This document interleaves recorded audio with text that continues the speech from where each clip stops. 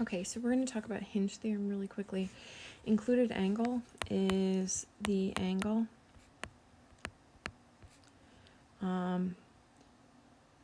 between two sides, I guess we call it. So if I have a triangle here, the included angle of that triangle, so of this side here, and this side here would be this angle here. This would be the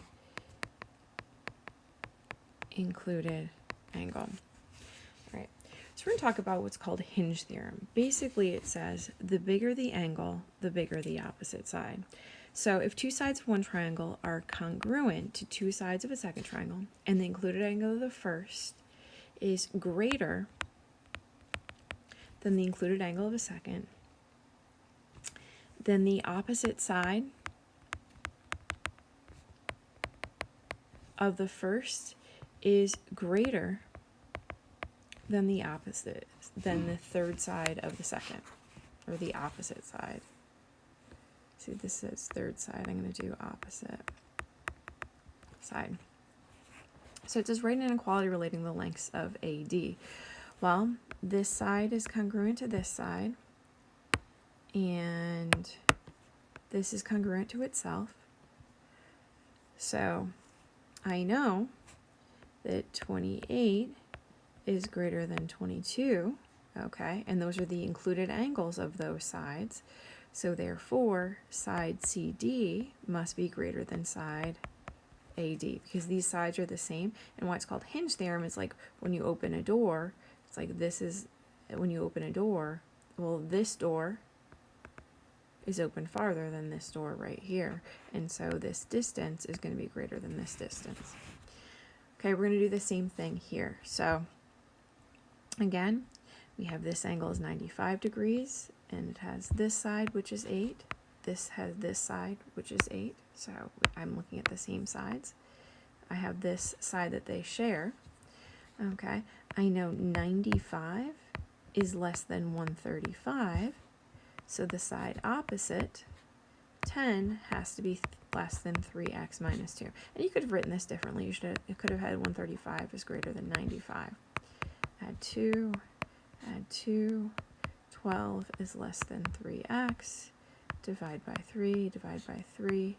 X is greater than, and I'm going to write it this way, x is greater than 4. Okay, so that's it there. All right, converse of Hinge theorem says the opposite is also true. If you have two sides the same, if this third side is bigger than the third side of the other, then the opposite angle must be bigger. So if two sides of one triangle are congruent to two sides of the second triangle, and the third side of the first is larger than the third side of the second, then the opposite side, then the opposite, opposite angle of the first is greater than the included angle of the second. Actually, I wrote, I shouldn't have wrote opposite, it should have been included. Included angle.